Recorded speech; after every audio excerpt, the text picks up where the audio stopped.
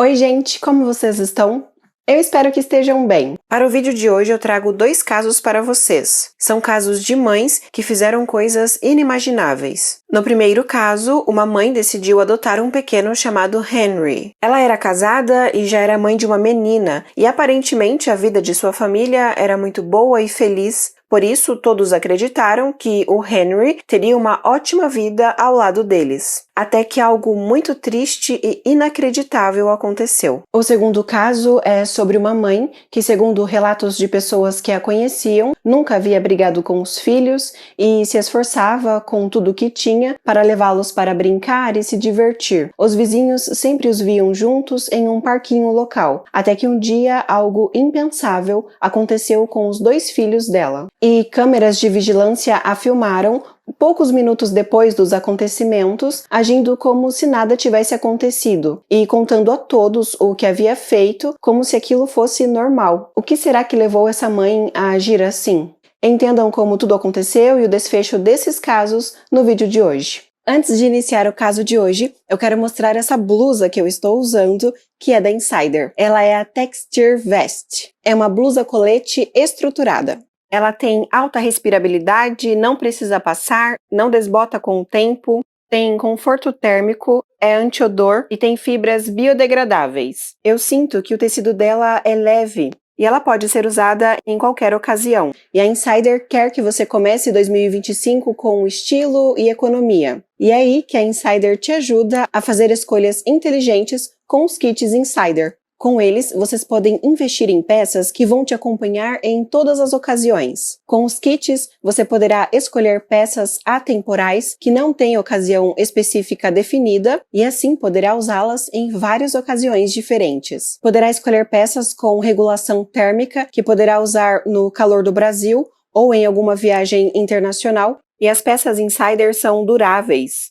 Ela continuará com a aparência de roupa nova por muito tempo. E assim, você acabará economizando para o ano todo. Na parte dos kits, o kit que eu tenho é a Wide Leg e o Minimal Top, que são peças que eu amei, pois tem um tecido confortável e eu posso intercalar com outras peças. E uma novidade melhor ainda é que cada peça dos kits já vem com um valor promocional exclusivo. E aplicando o meu cupom SCARLET, você transforma o valor final em uma oferta ainda mais vantajosa, pois a peça que já está em promoção vai ter um desconto maior ainda. Eu vou deixar o meu link no primeiro comentário fixado e na descrição, e clicando no meu link, o cupom será aplicado automaticamente no seu carrinho. É só clicar, entrar e aproveitar. E não se esqueça que clicando no link que eu vou deixar para vocês, vocês apoiam o meu conteúdo. Obrigada Insider, obrigada a todos os meus inscritos, e agora vamos para o caso de hoje. Kelly Jo Anderson nasceu em 6 de dezembro de 1984. Eu não encontrei muitas informações sobre sua infância. Assim que terminou o ensino médio, ela entrou em uma faculdade e se formou em enfermagem. Depois, ela começou a se relacionar com um homem chamado Kyle James Anderson. E explicando como eles se conheceram, o Kyle tinha uma prima que tinha um bar. E como eles moravam em uma comunidade bem pequena, essa prima dele já conhecia Kelly há um bom tempo, pois às vezes, antes ou depois de ir à faculdade, ela passava no bar com alguns amigos. E quando a prima do Kyle a conheceu, ela era noiva de um outro homem, mas Kelly sempre foi uma pessoa muito simpática e todos ali gostavam muito dela. Até que o relacionamento com esse homem de quem ela estava noiva não deu certo. E eles acabaram se separando. E foi aí que ela conheceu e começou a se relacionar com o Kyle. E em setembro de 2013, quando ela estava com 29 anos, ele a pediu em casamento. E eles se casaram em 28 de dezembro de 2013, em uma igreja em Minnesota. Eles ficaram morando por um tempo em Dilworth, cidade em Minnesota, até que em janeiro de 2016, a primeira filha do casal nasceu. Em 2017, eles compraram uma casa em Barnesville. Barnesville é uma cidade localizada em Minnesota, no condado de Clay. E segundo o último último censo, a população ali era de 2.295 pessoas. Era uma cidade pequena, onde todo mundo se conhecia. E agora nós vamos para 18 de outubro de 2018. O marido de Kelly, o Kyle, tinha uma prima que estava grávida, e essa prima dele morava em Fargo, cidade na Dakota do Norte. E em 18 de outubro de 2018, essa mulher deu à luz a um menino a quem ela deu o nome de Henry Thomas Anderson. Porém, a mãe desse bebê era viciada em algumas substâncias e, quando ele nasceu, foram feitos alguns exames que comprovaram que ele tinha algumas dessas substâncias em seu organismo e, por isso, a mãe dele perdeu a sua custódia. Exames posteriores revelaram que essas substâncias não causaram nenhum dano ao Henry. E como a mãe dele havia perdido a sua custódia, ele foi deixado em um orfanato por aproximadamente uma semana, até que alguns familiares disseram que queriam cuidar dele, e ele foi deixado sob os cuidados da avó materna, chamada Kayla Anderson. Kayla morava em Wendell, cidade em Minnesota, onde era dona de um bar, e ela relatou que estava muito feliz em poder cuidar do seu neto, e ela estava aguardando a justiça fazer um acordo permanente para que ela conseguisse a guarda dele. E as fontes de pesquisa dizem que a família dele era bem grande e unida, e todos eles estavam muito felizes e animados com a chegada do Henry. Mas a Kayla relatou em uma entrevista que ela já era idosa e também tinha alguns problemas de saúde, então, no fundo, ela estava preocupada com o neto. E outra que ela tinha o seu próprio negócio e precisava cuidar de lá. E ela ficou pensando em como conseguiria cuidar do neto em tempo integral e também trabalhar ali para se sustentar e sustentá-lo. Ela ainda tentou entrar em contato com algumas creches para ver se eles poderiam ficar com o seu neto, mas ela não conseguiu ajuda. E vários dos familiares iam até a casa da Kayla para visitar o pequeno e passar um tempo com ele. Ele era muito querido por todos. Entre os familiares que sempre o visitavam estava o casal Kelly e Kyle. Como já dito, nessa época eles já tinham uma filha e, segundo relatos, essa filha deles gostava muito de brincar com o pequeno Henry. E várias pessoas da família disseram que estavam dispostos a ficar com a guarda do pequeno Henry e cuidar dele, incluindo a Kelly e o seu marido. Segundo uma fonte de pesquisa, ela chegou a dizer que sentia que o Henry havia sido enviado por Deus, porque ela e o seu marido queriam ter mais um filho, um menino, e que eles sempre disseram que dariam o nome de Henry a ele. E eles ficariam muito felizes em poder cuidar dele, e eles tinham bons empregos e tinham condições de fazer isso. Até que depois de um tempo ficou decidido que o casal Kelly e Kyle era a melhor opção para cuidar do Henry. Eles já tinham uma filha que gostava muito do pequeno e sempre brincava com ele, e ela aparentemente era muito bem cuidada pelos pais. Para quem olhava de fora, eles pareciam uma família muito feliz. Outra coisa que também ajudou na decisão de deixá-los adotar o Henry foi que perto da casa deles, o pequeno teria acesso a uma ótima creche, e eles eram pais jovens e aparentemente dedicados. Para que conseguissem adotar o pequeno, eles precisariam passar por várias etapas antes que uma licença para pais adotivos fosse concluída, e eles entraram em contato com uma agência para ajudá-los e posteriormente entraram em contato com a rede de adoção de Minnesota. Eles precisaram preencher uma ficha informativa individual com várias informações pessoais, incluindo se possuíam antecedentes criminais, se usavam substâncias e várias outras coisas. Depois, eles receberam a visita de um assistente social que foi até a residência deles, fez várias entrevistas com os membros da família e também avaliou a residência deles. Eles passaram por todas as etapas exigidas para adoção e depois fizeram um treinamento de bem-estar infantil em Minnesota. Depois de concluírem todas as etapas, eles finalmente receberam a licença de pais adotivos em abril de 2019 e Henry, de 6 meses, foi morar com eles. Tudo estava indo muito bem com a família e eles sempre conversavam com os familiares sobre como o Henry estava e como ele estava evoluindo cada vez mais. Eles entraram em um acordo com a avó materna, a Kayla, e todos os finais de semana o Henry passava com ela e no meio da semana ficava com os seus pais adotivos. Ele também começou a frequentar uma creche perto da casa de seus pais. Alguns familiares e pessoas que trabalhavam na creche passaram a notar que às vezes, o Henry aparecia com alguns machucados, mas a Kelly sempre dizia que ele havia caído enquanto tentava andar ou enquanto brincava, e outras vezes ela também dizia que ele havia se machucado na creche. Um dos familiares do Henry inclusive perguntou a ela se ela não achava melhor procurar outra creche, já que ele estava se machucando tanto nessa que ele estava indo. Mas, em resposta, a Kelly disse que aquela creche era muito boa e que eles tinham tudo que o Henry precisava. E ninguém desconfiou de nada, pois todos concordaram que realmente crianças que estão aprendendo a andar e gostam de brincar acabam caindo e se machucando mesmo. E a Kelly enviava mensagens aos familiares biológicos do Henry, dizendo o quanto eles estavam felizes por tê-lo adotado e que ele estava completando a família deles e coisas do tipo. Até que em certa ocasião, o Henry apareceu com uma perna quebrada. E mais uma vez, a Kelly deu a explicação que convenceu a todos de que aquilo foi apenas um acidente comum com uma criança pequena que estava brincando. Até que em março de 2020, aconteceu algo que deixou os familiares muito preocupados.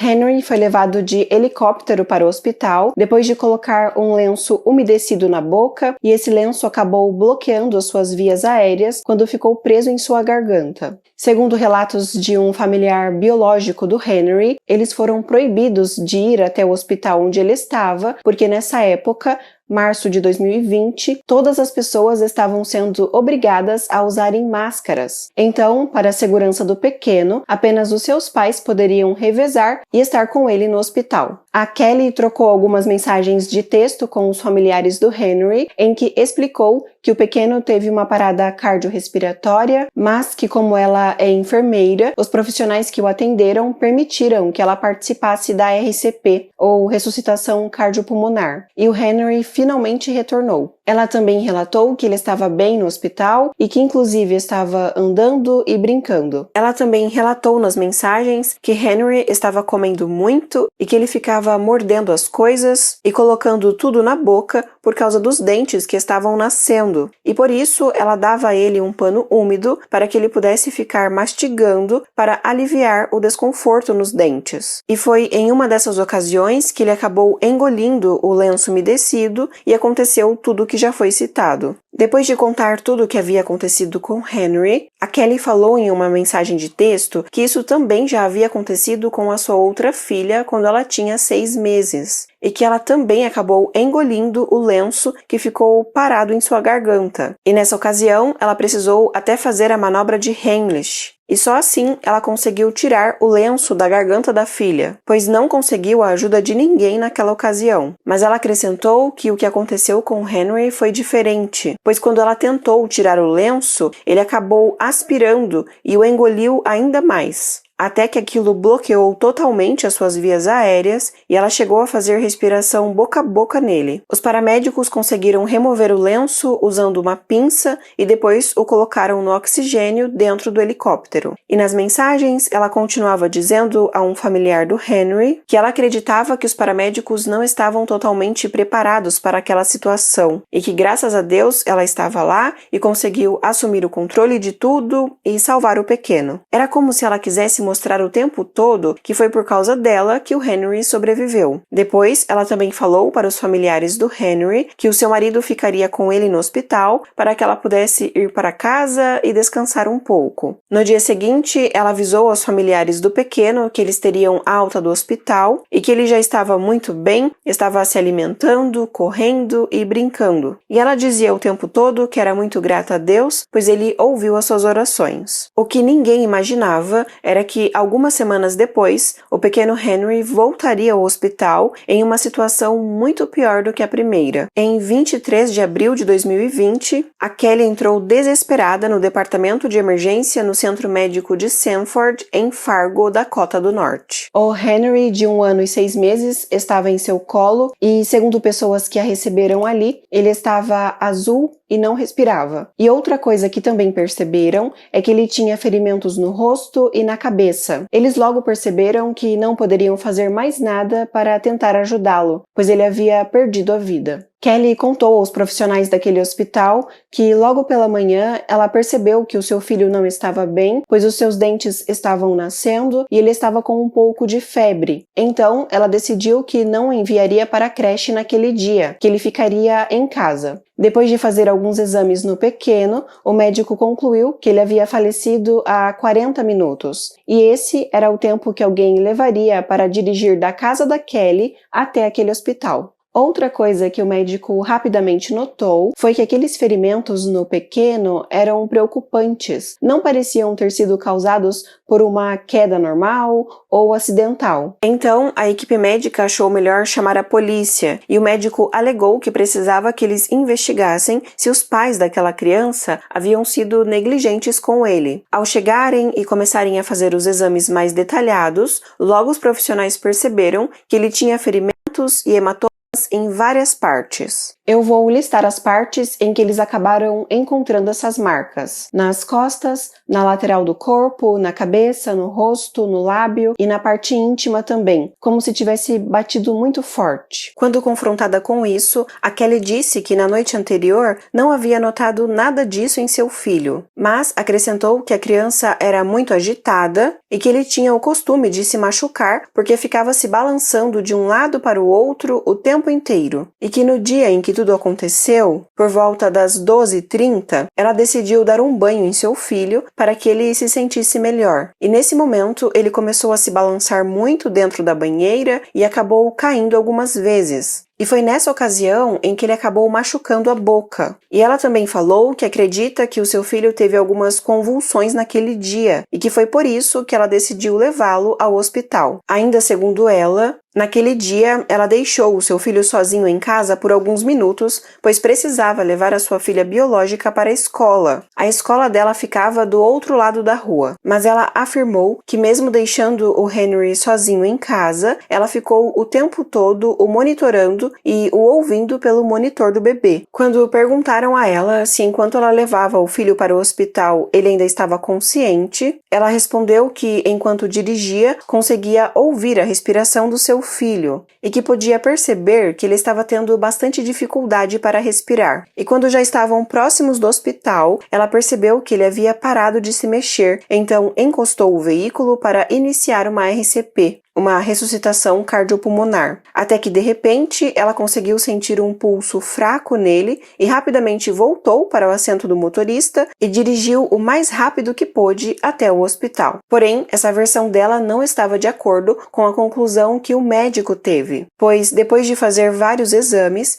ele concluiu que quando chegaram ao hospital, o Henry já estava sem vida há mais ou menos 40 minutos. E calculando a distância da casa dela até o hospital, eles concluíram que ele já havia saído de casa sem vida. Ela também contou aos investigadores que ela e o marido estavam discutindo muito por causa da adoção do Henry, que o marido, inclusive, estava ameaçando se divorciar dela. Segundo ela, seu marido queria que eles cancelassem a adoção, e naquele ponto era somente ela quem queria continuar cuidando do Henry. Os policiais foram conversar com o Kyle e ele informou que estava no trabalho no momento em que a sua esposa e filho deram entrada no pronto-socorro do hospital. Ele também contou que na noite anterior, por volta das 19h30, ele brincou com a sua filha biológica e com o seu filho adotivo e depois ele foi para a garagem para fazer alguns trabalhos de marcenaria. Depois ele deu um banho em seu filho e explicou que era somente ele quem estava dando banho no Henry, pois a Kelly havia dito a ele que estava tendo muita dificuldade para fazer isso. Ouvindo isso, os policiais já começaram a desconfiar, pois a Kelly havia contado a eles que havia dado um banho em seu filho no dia em que tudo aconteceu, por volta de 12h30. Os investigadores perguntaram se ele havia notado algum machucado em seu filho na hora do banho, e ele falou que não, e que pelo que ele sabia, o seu filho nunca havia convulsionado. Ele falou que durante o banho, o seu filho fazia algumas manobras mesmo para tentar escapar, mas que ele nunca se jogou, como a Kelly havia dito. De início, ele falou para os investigadores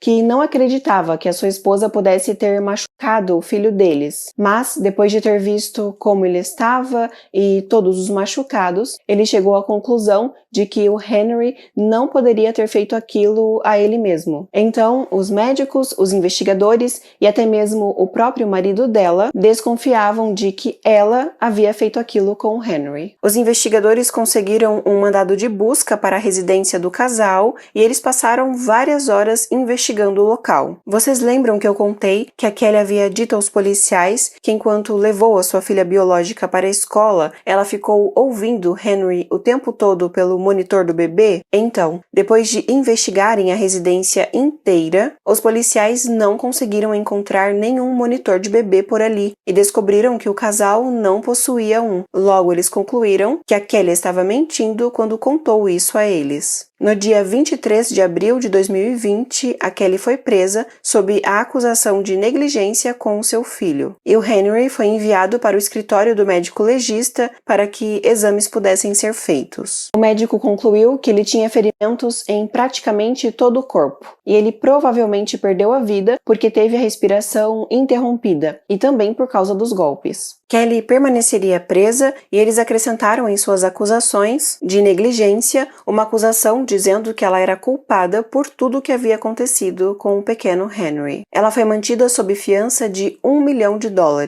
Com a esposa na prisão, o Kyle solicitou o divórcio. O divórcio deles aconteceu oficialmente em 19 de maio de 2021. Na semana em que tudo aquilo aconteceu com o Henry, a família da Kelly começou a fazer vários comentários em publicações que eram feitas em redes sociais sobre o caso. Eles estavam tentando de todas as formas salvar a reputação dela. Eles diziam que acreditavam que ela não era culpada pelo que havia acontecido com o pequeno. Segundo uma fonte de pesquisa, os familiares dela inclusive chegaram a discutir nesses comentários com os familiares biológicos do Henry, pois os familiares do pequeno acreditavam sim que ela era culpada, mas os familiares dela continuavam dizendo que não. Os familiares dela inclusive diziam que o fato da mãe biológica do Henry ser usuária de algumas substâncias fez com que ele nascesse com aquela substância em seu organismo. E isso causou problemas mentais e comportamentais nele, mas os parentes dele não concordavam com essas afirmações. Vários membros da família disseram que o pequeno Henry estava sempre alegre, era muito sorridente, curioso e carinhoso. Ele sempre dava abraços e beijos em todo mundo. Ele tinha alguns brinquedos que ele amava ficar brincando e ele também gostava de assistir desenhos na TV. O seu desenho favorito era do Mickey Mouse. E aí, depois de tudo o que aconteceu, a sua avó, que estava muito abalada, teve a ideia de fazer uma homenagem ao seu neto e também queria que todos da cidade o conhecessem. Ela se juntou com seus familiares e eles começaram a arrecadar fundos para a construção de um parque de diversões para crianças em homenagem ao Henry. Esse parque leva o nome dele. Uma tia dele também começou a vender várias blusas com a estampa Justiça por Henry e várias pessoas compraram e vestiram essas blusas. O dinheiro arrecadado ela usou na compra dos brinquedos do parque de diversão. No parque tem brinquedos de mola, uma gangorra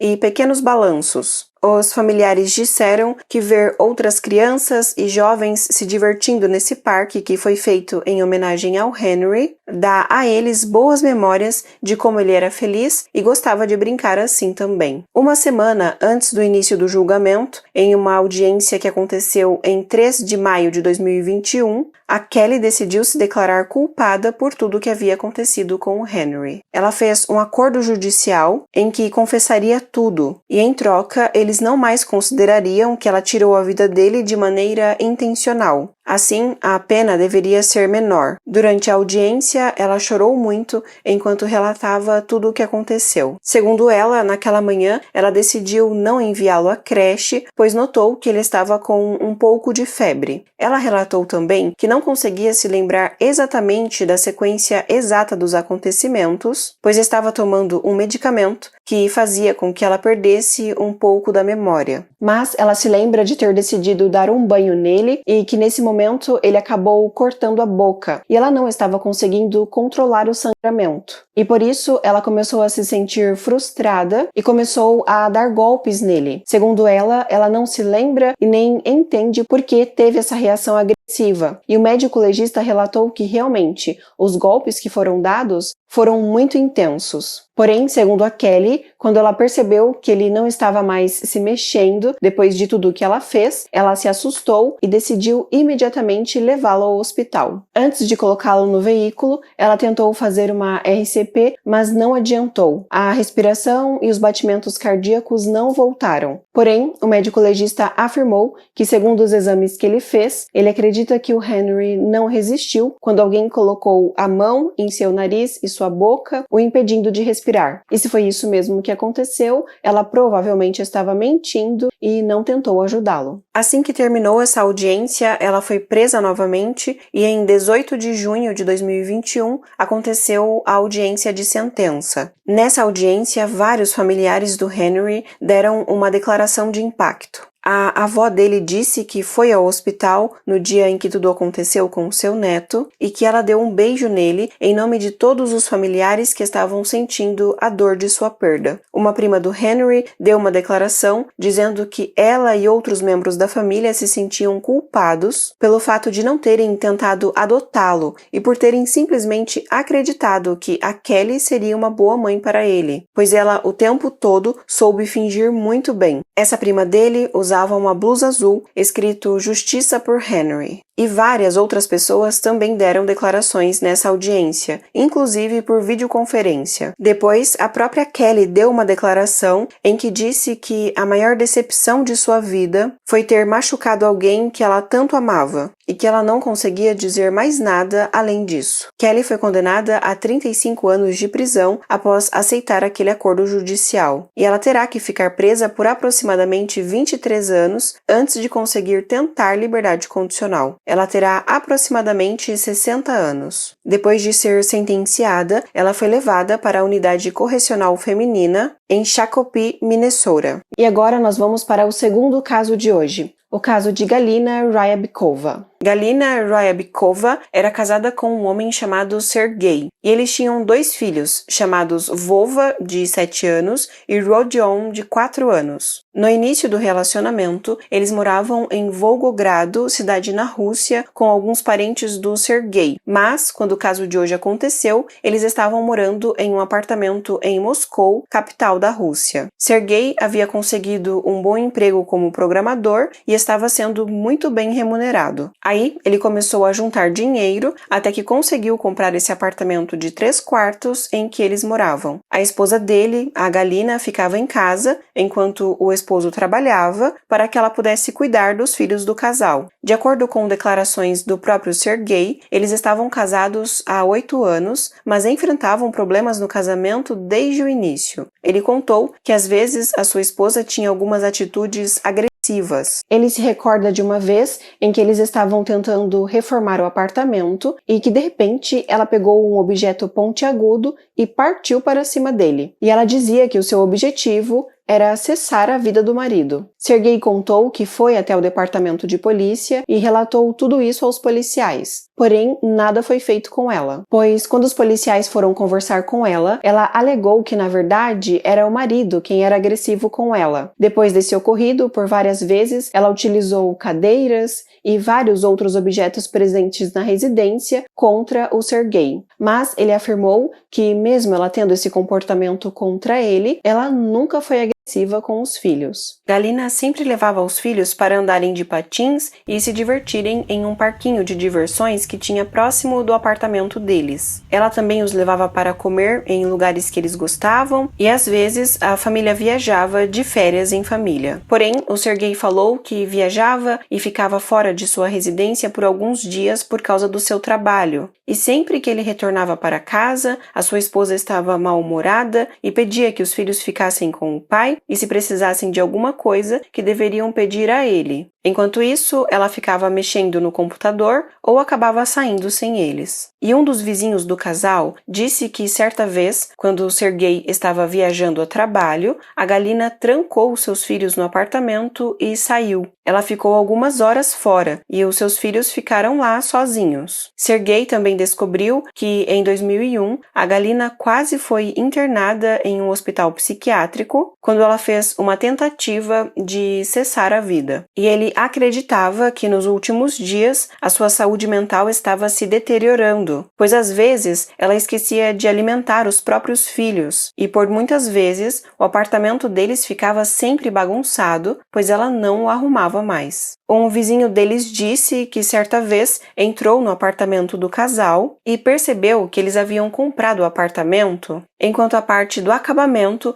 não estava totalmente terminada. Algumas paredes ainda não estavam pintadas, estavam apenas com cimento. Também haviam fios pendurados por todos os lados. E, aparentemente, depois que se mudou para lá, o casal resolveu continuar morando no apartamento daquela forma, sem fazer uma reforma para deixá-lo mais aconchegante. Esse vizinho disse que se mudou para aquele mesmo prédio em que eles moravam, na mesma época em que a família. Nessa época, o filho mais novo deles era bem pequeno, e ele percebeu que o Sergei não se preocupava com as condições de sua residência, nem porta no banheiro eles tinham, segundo esse vizinho. E falando um pouco mais sobre como era a convivência com os vizinhos, esse vizinho da Galina disse que chegou uma época em que o Sergei só voltava para casa de 6 em 6 meses. E sempre que ele voltava, o casal discutia muito. E eles discutiam e falavam tão alto que era possível ouvir tudo o que eles estavam dizendo. Esse vizinho também falou que quando o Sergei estava em casa, ele simplesmente começava a martelar as paredes no meio da noite e de madrugada. Ele parecia não se importar se estava incomodando a vizinhança ou não. Quando perguntaram a esse vizinho como a Galina estava se comportando nos últimos dias, ele falou que ela parecia bastante abatida e que algumas vezes ele a via parada em algum lugar e ela ficava olhando para algum lugar fixo sem piscar e fumava muito. Mas ele sempre a cumprimentava e ela o cumprimentava de volta. Quando perguntaram como a Galina era com seus filhos, esse vizinho falou que ela os tratava muito bem e que ele nunca a viu brigando com eles. Que ela sempre os levava em um parquinho que tinha perto do apartamento e eles pareciam crianças bem felizes e se davam muito bem com as outras crianças. Quando perguntado se esse vizinho percebeu que a Galina estava passando por dificuldades financeiras, ele falou que sim, que ela chegou a comentar com algumas pessoas e que eles podiam ver isso nas crianças também, pois as crianças estavam sempre limpas e arrumadas, mas dava para ver que as roupas deles eram bem velhas. Eles nunca estavam com roupas novas, diferente do pai deles, que sempre estava bem arrumado e que recentemente havia comprado um carro novo. Quando perguntado se alguém visitava a Galina e as crianças, esse vizinho, que era bem observador, disse que definitivamente não. Ela não tinha namorado e nenhum parente a visitava. Ela simplesmente estava sozinha com as crianças e dava para ver que ela estava deprimida. E, segundo o Daily Mail, o Sergei havia sido infiel em seu casamento. E provavelmente a Galina descobriu isso. E nos últimos dias, segundo as palavras do Sergei, haviam brinquedos espalhados por todos os lugares, tudo estava bem bagunçado e sempre tinha louça suja na pia. Mesmo percebendo todas essas atitudes de sua esposa, o Sergei falou que precisava trabalhar, pois era ele quem estava sustentando a casa, e sempre antes de sair para mais uma viagem de trabalho, ele deixava dinheiro com a esposa. Mas ele já havia percebido que ela estava cada vez mais agressiva e também havia se tornado dependente de bebida e cigarro. E no dia 9 de junho de 2012, Sergei decidiu que iria viajar para Volgogrado, onde ele tinha alguns parentes, e ele chamou os seus filhos para irem com ele. Porém, Galina falou que eles não poderiam ir, pois ela havia decidido matricular o filho mais velho em uma escola. Até aquele momento, era ela quem estava ensinando os filhos, mas o filho mais velho ainda não sabia ler. O Sergei concordou com o que ela havia dito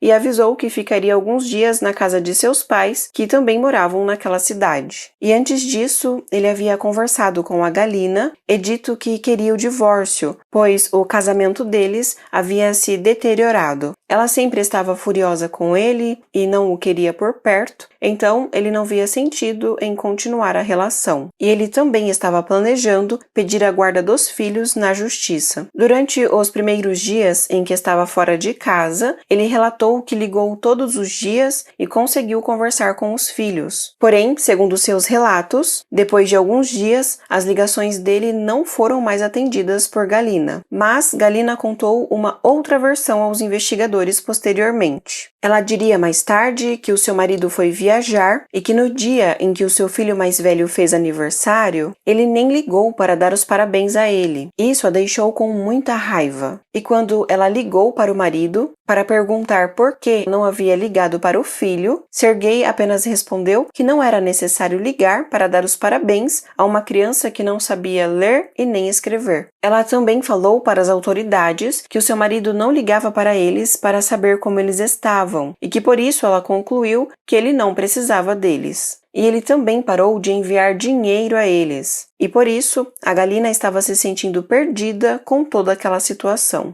E uma vizinha do casal disse que certa vez a Galina foi até ela e falou que o seu marido havia parado de mandar dinheiro a eles e que ele também os havia abandonado e que ela não sabia o que fazer, pois não tinha mais dinheiro nem para comprar alimentos para os filhos. E nesse momento, essa vizinha disse que a aconselhou a procurar um emprego. De acordo com as autoridades, a Galina recebeu uma ajuda financeira de sua mãe, que lhe deu 5.000 rublos, o que equivale a aproximadamente R$290, e ela também recebeu 2.100 rublos dos serviços sociais, que equivalem a R$125 aproximadamente, pois ela se declarou como um indivíduo de baixa renda. Ela deu dinheiro a uma vizinha a quem estava devendo dinheiro e sobrou um pouco para ela e seus filhos. Ela conta que passou a pensar que ninguém mais precisava dela e de seus filhos. E no dia 24 de junho de 2012, ela decidiu acabar com tudo junto com os filhos. Por volta das 11 horas da manhã, ela encheu a banheira de sua casa e colocou os seus 2 filhos dentro com alguns brinquedos que eles gostavam. Depois, ela pegou uma extensão multitomadas e a conectou na energia elétrica. E ela entrou na banheira junto com os seus filhos e mergulhou aquela extensão na água. Já dá para entender o que ela queria fazer, né? Mas isso não funcionou. Apenas queimou um fusível e uma lâmpada. Como ela estava disposta a não desistir de seu plano, ela pegou um secador de cabelo e fez a mesma coisa que havia feito com a extensão, mas também não funcionou. Aquilo só queimou o secador mesmo. Depois que eles saíram do banho, a Galina disse que ainda continuou pensando que precisava acabar com tudo. Mas ela começou a pensar que primeiro precisaria fazer com que os 2 filhos partissem, para não correr o risco dela partir e eles ficarem, pois ela não sabia se eles poderiam viver sem ela. Então, ela chamou os 2 filhos para o 15º andar do prédio onde eles moravam e ela falou que os 2 poderiam ficar brincando com aviões de papel ali e por isso eles ficaram muito animados. Assim que chegaram lá, alguns vizinhos que estavam na parte de baixo do prédio ouviram um barulho muito alto. Um desses vizinhos inclusive disse que estava dormindo quando a sua esposa o acordou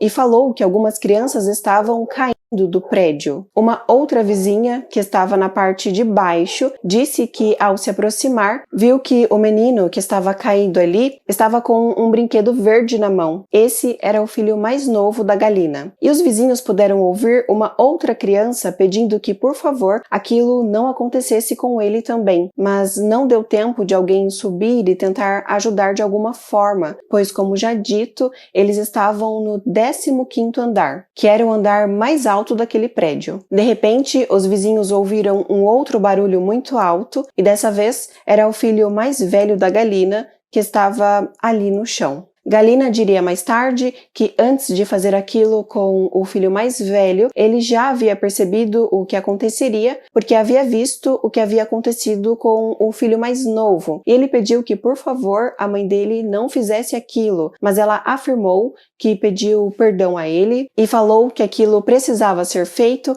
porque ela não tinha outra opção. Depois de fazer tudo aquilo, a Galina se sentou na sacada e ficou balançando as pernas, segundo seus próprios relatos. E ela falou que não teve coragem de pular ao encontro dos filhos. E ela também se lembra que um de seus vizinhos estava correndo na parte de baixo do prédio para ver os filhos dela. E aquele homem estava tão agitado que ele olhou para cima e a viu sentada ali e começou a falar palavras duras a ela, pois ele percebeu que foi ela quem havia feito aquilo com os dois. Galina disse que quando percebeu que não teria coragem de pular ao encontro dos filhos, ela saiu da sacada, pegou o elevador e foi até o seu apartamento. Lá, ela pegou alguns cigarros e saiu. Enquanto caminhava em direção à parte de fora do prédio, o porteiro perguntou se ela era culpada pelo que havia acontecido com os seus filhos, e ela apenas respondeu que os seus filhos eram anjinhos e que agora estavam no céu. As câmeras de vigilância do prédio filmaram a Galina no momento em que ela está andando em direção à parte de fora do prédio. Segundo relatos dos vizinhos, um deles a chamou e perguntou se aquelas crianças eram seus filhos, e ela, sem demonstrar nenhum tipo de sentimento, apenas respondeu que eles eram seus filhos sim,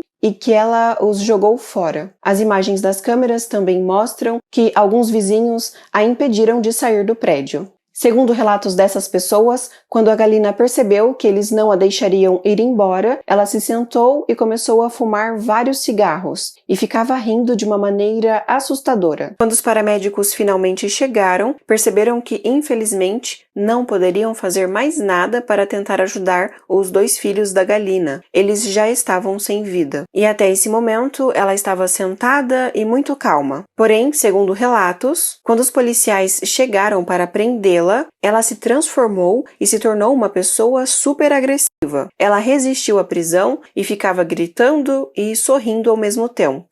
Ela também disse aos investigadores que os seus filhos eram anjos e que agora eles estavam onde deveriam estar. E reforçava que sim, foi ela quem os jogou dali. Naquele mesmo dia, o Sergei voltou para a residência da família, mas até então ele não sabia o que havia acontecido. Ele só ficou sabendo quando uma pessoa que trabalhava no prédio o aconselhou a ir até a delegacia. Lá, ele foi informado de tudo o que a sua esposa havia feito. Um dos investigadores disse que a Galina parecia estar atordoada e desligada da realidade. Conversando com um profissional de saúde mental, ela relatou que sentia muito ódio pelo seu marido e que queria se vingar dele. Um psicólogo pôde perceber que ela sentia prazer no que havia feito. Enquanto aguardava o julgamento, Galina acabou ingerindo água sanitária, mas logo contou o que havia feito aos funcionários da prisão e recebeu tratamento médico. Ela foi diagnosticada com um transtorno psicopático e os profissionais também concluíram que ela não compreendia as consequências de suas ações. Um veredito do Tribunal Regional de Moscou a liberou da responsabilidade criminal e ela foi condenada a um tratamento psiquiátrico compulsório por um tempo indeterminado, pois, depois de exames, eles concluíram que ela cometeu tudo aquilo em um estado de perturbação mental e que ela mostrava estar muito arrependida do que havia feito. O Sergei discordou dessa decisão e disse que não viu remorso nas atitudes dela e que ele nunca a perdoará pelo que ela fez. Ele também acrescentou que quer se divorciar dela. Ele disse a um jornalista as seguintes palavras: "Não acredito que ela seja doente mental. Ela não deveria ser enviada para um hospital. Ela merece uma punição mais severa." Ele acrescentou que ela escreve cartas a ele pedindo desculpas, mas que ele não quer mais ter nenhum tipo de contato com ela e que ele não irá apelar da decisão do tribunal porque acredita que Deus fará justiça. Algumas pessoas deixaram brinquedos e presentes em homenagem aos garotos no local onde tudo aconteceu. O pai e a avó deles levaram todos esses objetos ao cemitério. Os dois foram enterrados no mesmo túmulo. Então, gente, estes foram os casos de hoje. Deixe o seu like se ainda não fez, pois isso ajuda muito o canal. Muito obrigada por assistir até aqui. E então é isso. Se cuidem. Até o próximo vídeo. Tchau!